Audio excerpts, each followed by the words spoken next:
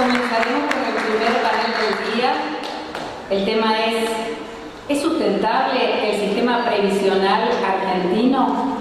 Vamos a invitar a los profesionales que van a formar parte de esta mesa, el licenciado Alejandro Trapé, el doctor Félix Najim y el doctor Daniel Elías. Va a coordinar este panel el contador Jorge Paniagua. Vamos a leer la trayectoria de estos profesionales que nos acompañan. En el caso del licenciado Trapé, quiero decir que son extensísimos los currículums, así que hemos tratado de abreviarlos lo más que se puede.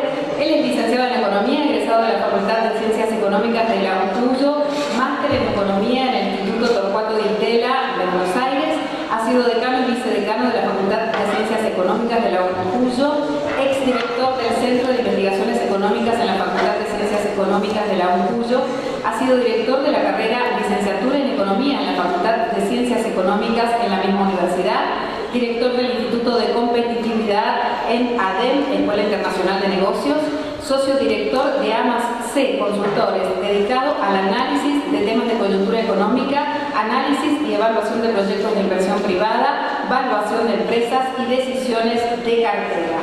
En el caso del doctor Félix Eduardo Najim, es médico egresado de la Universidad Nacional de Cuyo, diploma de médico en medicina geriátrica otorgado por el Consejo de Certificación de Profesionales Médicos, Academia Nacional de Medicina en Buenos Aires, máster en Gerontología Social, Universidad de Barcelona en España, autor del libro Gerontología y Geriatría, guía práctica de experiencias cotidianas, Mendoza 2003. Además, es premio internacional de la Edad Dorada, fue premio en el año 2014 en la ciudad de Nueva York, presidente de la Asociación Gerontológica Argentina y presidente de la Caja de la Salud de la provincia de Mendoza, que es justamente quien organiza este encuentro. Y por último, compartimos el currículum del doctor Daniel Antonio Elías, abogado, egresado de la Universidad Nacional del Litoral, integrante de la Comisión Redactora de la Ley Provincial 8.732 de Jubilaciones y Pensiones de Entre Ríos, autor de proyectos de leyes provinciales en materia de seguridad social de la provincia de Entre Ríos, actualmente es presidente de la Caja de Jubilaciones y Pensiones de esa provincia, actual secretario técnico permanente del Consejo Federal de Previsión Social de Argentina y autor del anteproyecto de ley de creación de la Caja de Previsión Social para profesionales en ciencias económicas de la provincia de Entre Ríos. Dejamos al contador Jorge Paniagua como coordinador para que sea quien organice este panel. Adelante.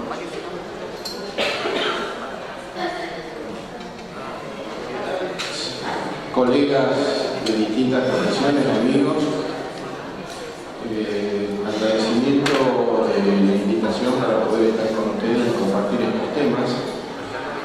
Mi intención era solamente con 4 o 5 diapositivas presentar el tema de sociedad, pero la señora vicegobernadora fue tan clara que lo mío ahora no tendría sentido, porque realmente lo que ella comentó es como si yo le hubiera copiado la idea. Pero bueno, ya que lo hice y lo traje, lo vamos a compartir.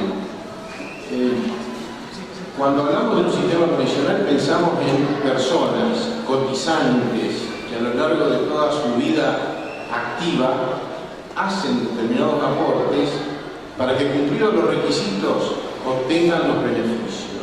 Es decir, es algo intergeneracional donde se van corriendo, que las personas que aportan van aportando los fondos para las personas que se retiran. Entonces el primer concepto que se pensó era que esos beneficios que recibían las personas debían ser suficientes. El tema es suficiente pensando en que debía alcanzar para poder desarrollar su vida en la etapa post-laboral. En el siglo pasado, empezó a aparecer en algunos lugares del mundo una generación que se llamaba de los DINKs, Double Income No Kids, dobles ingresos no chicos, sin hijos. ¿Por qué la importancia? Ella comentó el tema de la anterior, porque acá tenemos una incorporación de personas que van a transitar la vida posterior de la jubilación. En ese momento a alguien se le empezó a ocurrir a pensar en lo que es la sustentabilidad Es decir, que ese beneficio suficiente sea sustentable en el tiempo. Y ahí empezamos a ver el tema del envejecimiento. Si bien hay determinados factores que intervienen en este tema de la sustentabilidad y de la suficiencia, economía y mercado de trabajo formal, la cantidad de años de servicios, el financiamiento y el comportamiento de la población, que lo vimos en cuanto a la natalidad y al envejecimiento. Con respecto al tema del comportamiento de la población, a principios de año la Secretaría de Seguridad Social hizo un taller que fue internacional respecto de sustentabilidad en el mundo. Y nos sorprendió Elsa Fornero, que es una economista de la Universidad de Turín, con dos fotos. Muchas veces decimos que las fotos hablan. Las fotos no eran exactamente estas. Pero estos imaginen que es una foto de un casamiento de los años 50, 60, donde tenemos una cantidad de personas adultas, muchas de ellas que seguramente no tenían ningún beneficio previsional, y una cantidad de chicos que transcurridos unos años iban a ser los que iban a aportar para que los adultos que hay en esta foto cobraran su jubilación. La siguiente foto fue esta, una foto de un casamiento de los últimos 5 o 10 años, donde seguramente todos estos adultos, o buena parte de ellos, van a ser acreedores a un beneficio previsional por la incorporación de las mujeres en el trabajo. Y como vemos, tenemos una escasa cantidad de chicos que en su momento van a ir aportando para que los mayores vayan cobrando su jubilación o su beneficio. Si alguno tuvo ocasión de ver la revista de La Nación del domingo, apareció una nueva generación, los perennials, las personas de más de 70 años que están dedicadas completamente a la actividad. Y hay este trabajo que fue hecho por alguien de psicología, de psiquiatría y economistas ingleses, que se llama La vida a los 100 años, y que dice vivir y trabajar en una etapa de longevidad. Ellos plantean lo que era la cuarta edad, ya pasamos de la tercera a la cuarta, hacen una explicación respecto a cómo se encara y juegan con una palabra, recreation, o sea, de recreación a recrearse en toda esta etapa. Con esto era introducirlos en el tema. Ahora creo que el licenciado Trapé nos va a dar la óptica desde el punto de vista de la economía, el doctor Daniel la óptica desde el punto de vista de la gerontología, y Daniel que nos va a dar algunos datos respecto de lo que es el sistema previsional. Así que por mi parte el tema está presentado en sociedad. Agradezco mucho que la vicegobernadora me ayudó en todo este tema, porque fue muy claro al respecto, así que lo dejo con el licenciado.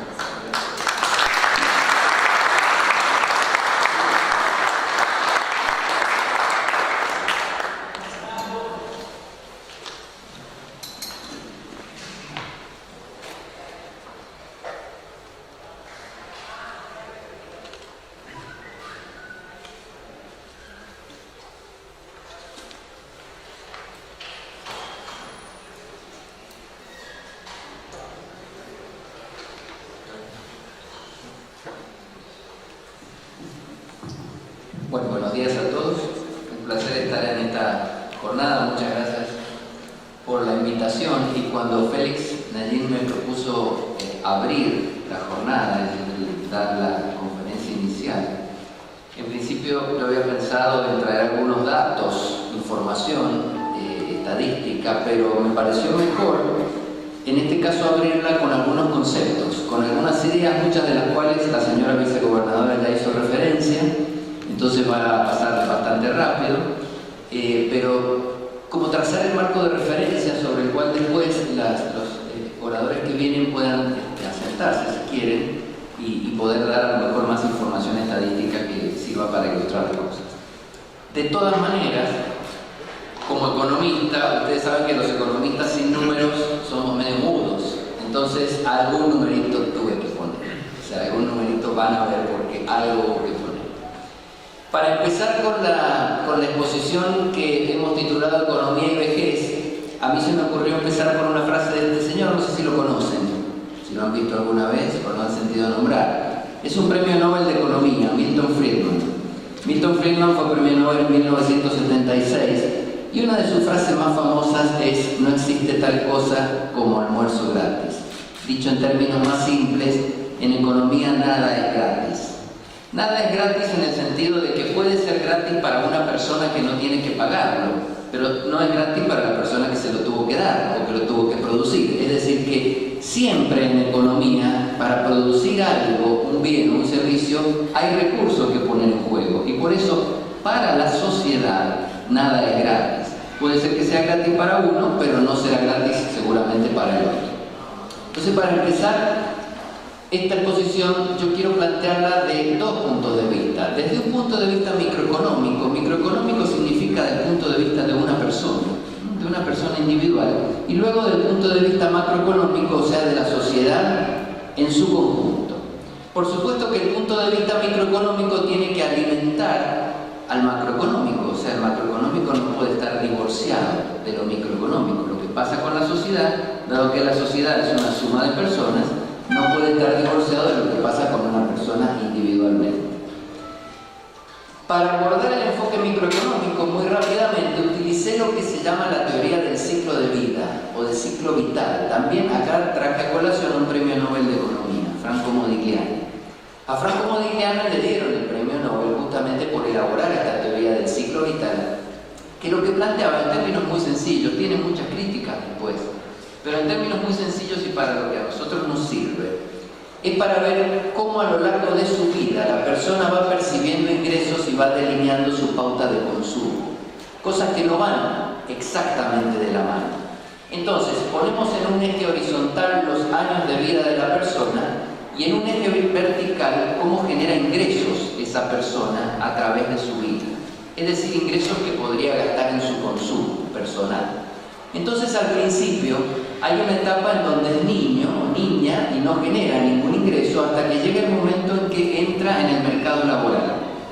A partir de que entra en el mercado laboral y comienza a trabajar, empieza a obtener ingresos gradualmente y esos ingresos de alguna manera van ascendiendo a medida que la persona va progresando en su trabajo, va ganando experiencia, etc.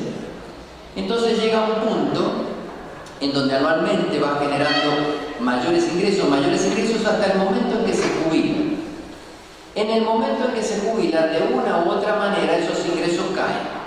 Mucho, poco, al 50, al 40, al 82%, a algún lugar de los ingresos que tenía antes, el nivel de ingreso anual de esa persona baja porque lo que empieza a percibir es la jubilación. Ese es el perfil de ingresos, entonces, de la persona a lo largo de su vida, de una persona promedio, digamos. A lo mejor ustedes no se sienten identificados perfectamente con eso, pero en general el promedio de la población tiene ese perfil de ingresos. El perfil de consumo de la persona es distinto, no va de la mano de ese nivel de ingresos, porque si no los primeros años no podría consumir nada absolutamente. El perfil de consumo de la persona tiene una forma distinta y la podemos más o menos dibujar de esa manera, podría ser un poco más achatado, pero lo cierto es que es un perfil distinto al de los ingresos y entonces eso nos hace generar dudas respecto de esos dos momentos, ¿no es cierto? De los dos momentos en donde los ingresos son más bajos que los consumos y en donde la persona necesita de alguna manera, llamémosle financiamiento, o sea, necesita que alguien le ayude con sus consumos porque por sí mismo no puede resolver el problema del pago de todos sus consumos. ¿Quiénes vienen en su ayuda en esos momentos? Diversas instituciones y diversas costumbres, el ahorro, el auxilio familiar, los activos reales y financieros, el sistema financiero y el sistema previsional, todo eso juega para que la persona pueda armonizar sus ingresos y acoplarlo a sus consumos de alguna manera. Entonces, lo que estamos viendo en este enfoque microeconómico, este dibujo es el mismo de recién, solamente que está ahora un poquito más pequeño, es que en ese momento la persona tiene un faltante de dinero, o sea, desahorra o se endeuda. En ese momento tiene un excedente, o sea, tiene un ahorro, le sobra dinero, gana más dinero de lo que usa para consumir, y en ese momento vuelve a tener un faltante. Entonces lo que hay que hacer es armonizar esa situación. Se supone que en esta primera parte, el financiamiento, no va a tener que salir el niño a pedirle financiamiento al banco. O sea que ese faltante está solventado por los padres.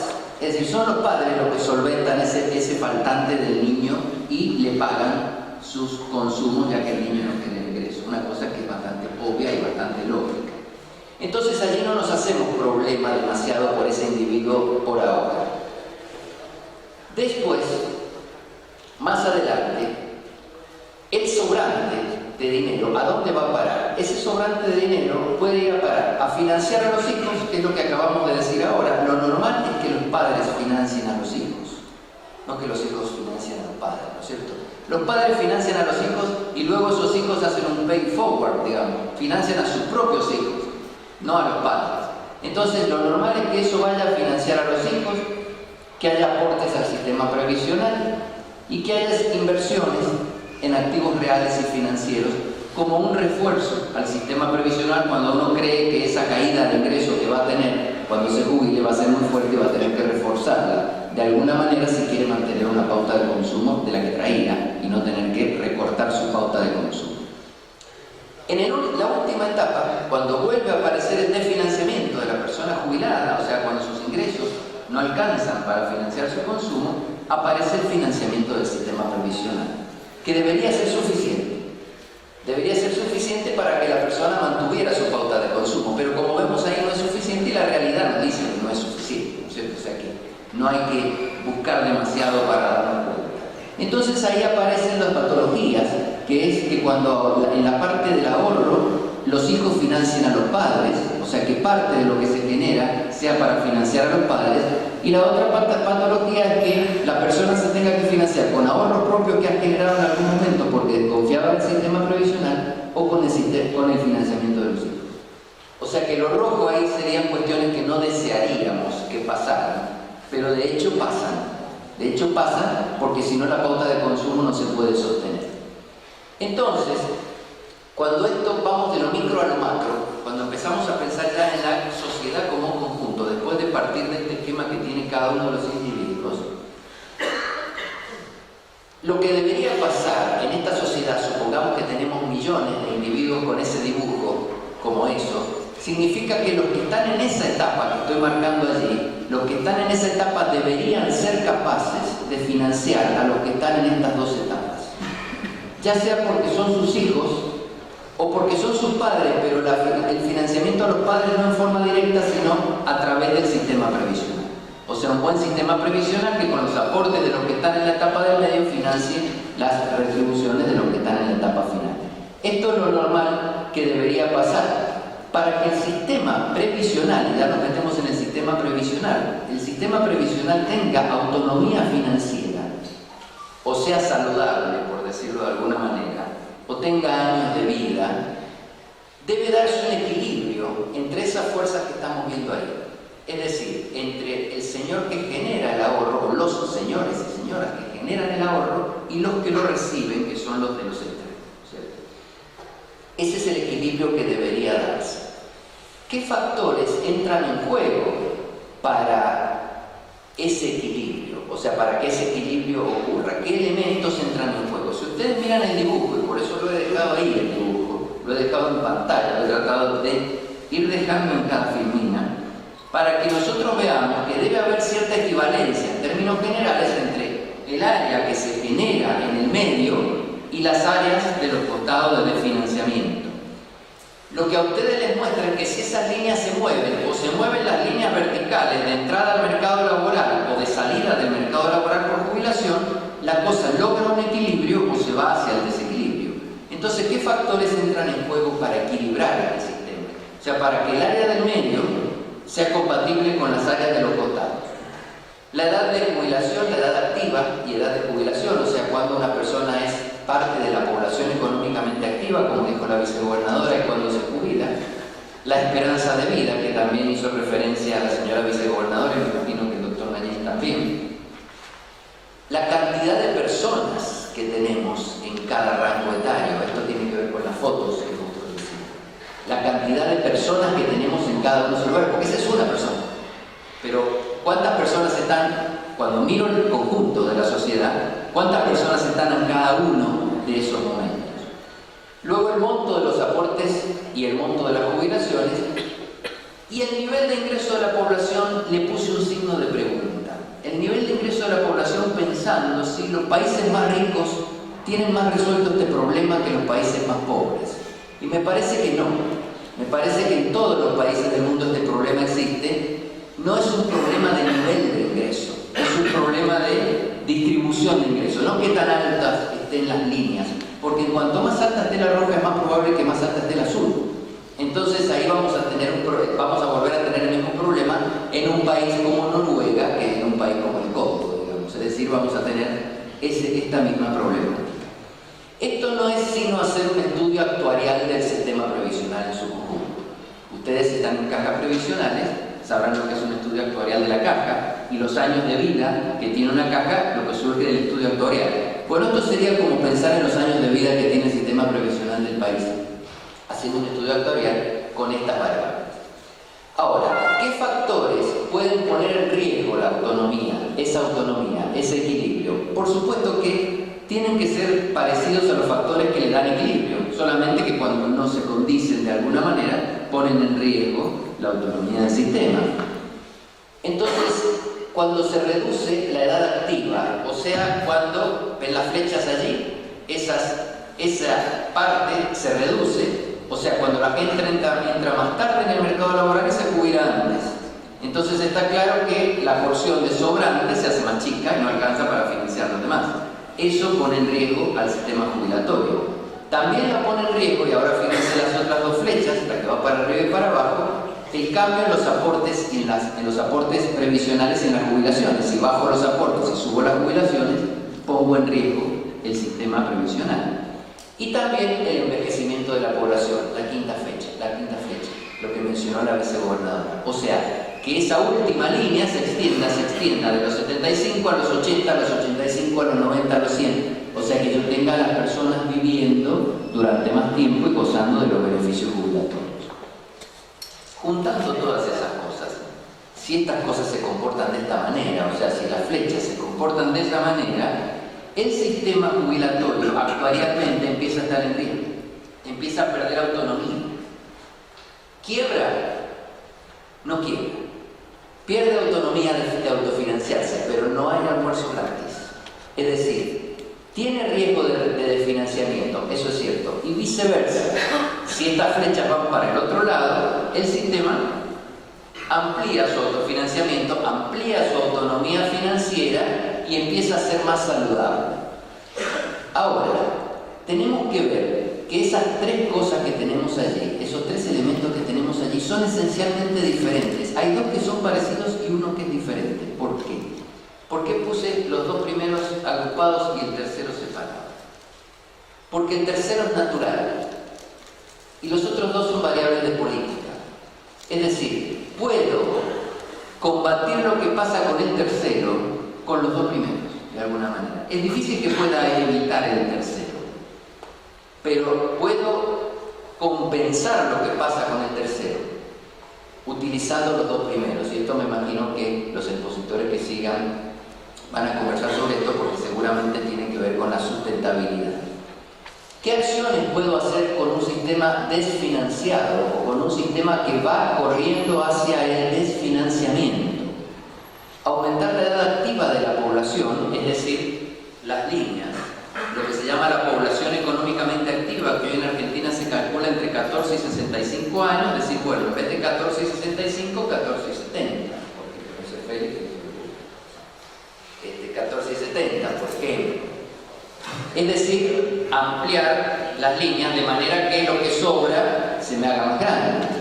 Aumentar el ratio aporte-jubilación, o sea, la relación aporte-jubilación, la relación de pesos, ¿no es cierto? Pesos de aporte versus pesos de jubilación, porque eso es lo que me hace que los que aportan puedan sostener personas del sistema jubilatorio sabiendo que ya tienen que sostener a sus hijos, ¿no es cierto? Eso no lo vamos a dejar de lado en ningún momento.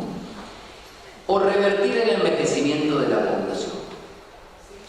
Esta, por supuesto, no sé cómo puede hacerse. Muy difícil revertir el envejecimiento de la población, la tendencia que estamos viendo, como dijo la vicegobernadora, desde hace tantos años y que seguimos viendo y vamos a seguir viendo.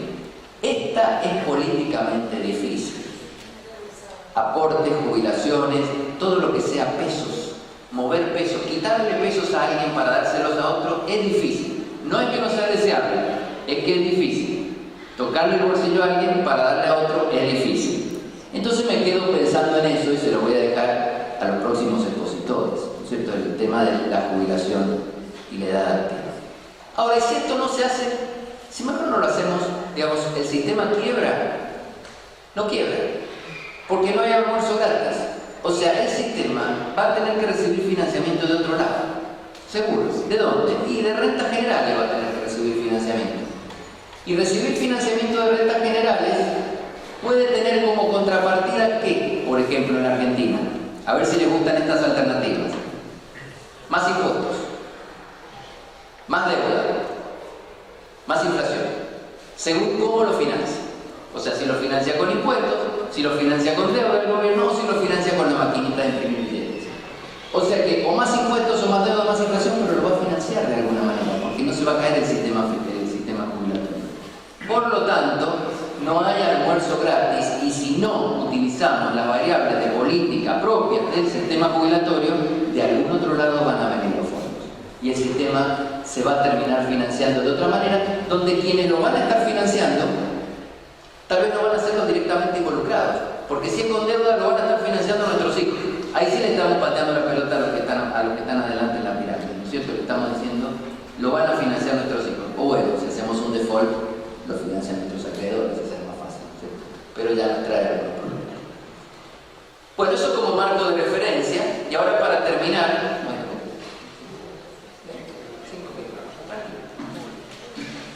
eso como marco de referencia para que puedan utilizarlo quienes les toca después si quieren. Algunos números de la realidad económica argentina y mundial de estos sistemas, como para plantear grandes números nada más.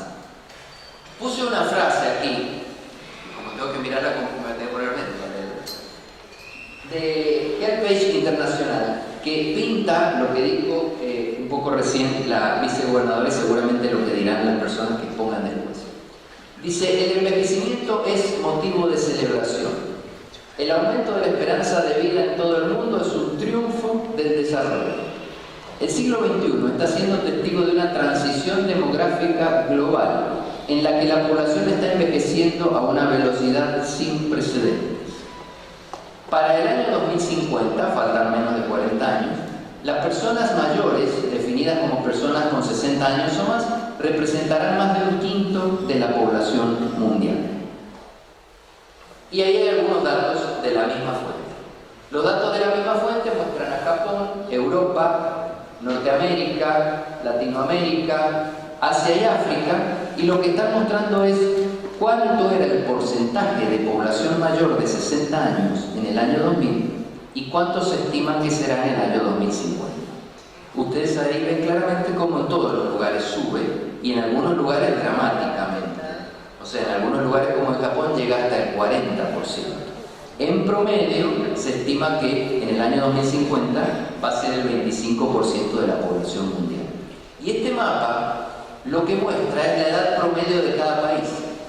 Entonces, por colores, podemos irnos dando cuenta de los países a los que se los llaman adolescentes, jóvenes, maduros y viejos, según el color, ¿no es cierto? Los más claritos, que tienen más amarillito, son los adolescentes, y a medida que el color se va oscureciendo a verdes y verdes más oscuros, los países van envejeciendo. Claramente se ve allí lo que pasa con Europa y con Estados Unidos, o sea, con lo que hoy llamaríamos los países desarrollados y por supuesto con Japón también. Ahí se ve el envejecimiento de esas sociedades donde la edad promedio está entre 40 y 50 años, la edad promedio de la población. Entonces esto nos muestra, por decirlo en términos muy simples, países adolescentes, jóvenes, maduros Pero la pregunta ¿es malo llegar a viejo?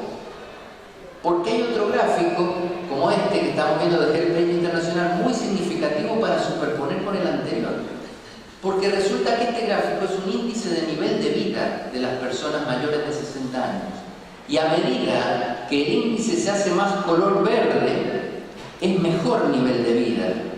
Y a medida que se hace más color rojo, es peor nivel de vida. Este está calculado con 4 dimensiones que tienen que ver con la salud, la educación, el estándar de vida de las personas y el entorno en donde viven las personas mayores de 60 años.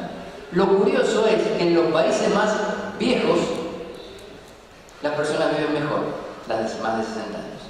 Es decir, en esos países no es malo llegar a viejo, porque si bien son los países más viejos del mundo, son los que mejor índice global de envejecimiento tienen. O sea que seguramente, si discutimos acá, algo tenemos para aprender de esos países, porque son países que tienen el problema del envejecimiento más grave que nosotros, y sin embargo son los países que mejor atienden a las personas mayores de 60 años. Ya casi para el final, esto es Argentina. Esto es la estructura de nuestra población en 3 momentos del tiempo: 1950, 2000 y el 2018, o sea, en este momento. Y ahí tenemos distribuida la población entre menores de 14, entre 14 y 65, que sería la población económicamente activa, y mayores de 65. Fíjense claramente cómo el cuadrado rojo es el que va ganando participación frente a los otros dos, es decir, el de mayores de 65. ¿Cómo se estima esto para el 2050? Que continúe la tendencia, o sea, casi 20. Y para el 2100, 34. O sea que esto que comentó la vicegobernadora y que mostró quien me precedió en las fotos, es una realidad clarísima para la Argentina también. Y lo último es algún dato más de la Argentina, como para dejar a quien viene después, que sé que va a hablar de esto. Esta es la pirámide poblacional de la Argentina en 1950. Hombres y mujeres. Lo que está por arriba, los que están por arriba de 60 años, son el 2,1% de la población, repartido más o menos entre hombres y mujeres aproximadamente igual. O sea, el 2,1% de los hombres están por encima de esa edad, el 2,1% de las mujeres están aproximadamente en esa edad. Tenemos lo que verdaderamente se llamaría una pirámide, más o menos por el dibujo, ¿no es cierto? Parece una pirámide. Pero esa pirámide se va a transformar en otro dibujo en los próximos años. Se va a transformar en este dibujo. Eso es lo que se llama, en términos técnicos, el transatlántico, visto de frente. ¿No es cierto? Que parece un barco visto de frente, que viene. Bueno, lo primero que se nota es que se alarga hacia arriba, ¿no es cierto? Se alarga hacia arriba y se angota de la parte de abajo. Pero además, fíjense ese dato. Los mayores de 65 años, los hombres van a ser el 8% y las mujeres el 10%. Es decir que las mujeres va creciendo, no solo la cantidad de mujeres que hay en la sociedad, sino también las que están por encima de 65 años en relación al género. Entonces, para terminar, algunas conclusiones. La salud, por salud entendemos el equilibrio del sistema previsional, depende de factores asociados a la edad activa, o sea, a los años que definen la edad activa, 14 a 65 por ejemplo, a la relación entre los aportes y las jubilaciones, la relación dineraria entre aportes y jubilaciones, y al perfil etario que tenga la población, es decir, esto que acabamos de ver en las pirámides y el transatlántico, es decir, cuántos menores de 14 a 65, mayores de 65. Y este es el mensaje principal. Algunos de esos factores que influyen sobre el equilibrio y la salud del sistema previsional son provenientes de la naturaleza misma, es decir, del envejecimiento de la gente. Difícil de tenerlos. Pero otros provienen de políticas económicas que se pueden hacer. O sea, se puede mover alguna de las líneas, de alguna manera, para lograr el equilibrio. Los factores naturales están jugando en contra del equilibrio. Los naturales nos están jugando en contra. Nos están jugando hacia el desfinanciamiento. para lo cual tendríamos que usar los factores que le llamamos de política o manejables, instrumentos de alguna manera para reconstituir el financiamiento. Porque si demoramos esto, si demoramos estas correcciones, si no las queremos hacer, es un espejismo. El sistema se va a financiar de alguna manera porque no hay almuerzo gratis. No hay almuerzo gratis. Alguien va a terminar financiando el sistema y probablemente sean quienes menos esperamos que lo financien los que terminen de hacerlo. Muchas gracias.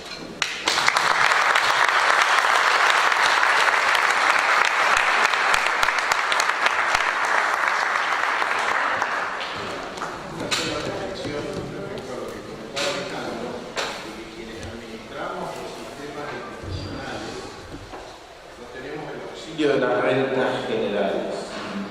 La única fuente de ingresos son los aportes. En alguna etapa, si bien la incidencia es bastante chica, es mínima, puede ser la comunidad vinculada. El sistema nacional, el sistema provincial, tiene la posibilidad de utilizar el financiamiento a través de rentas generales.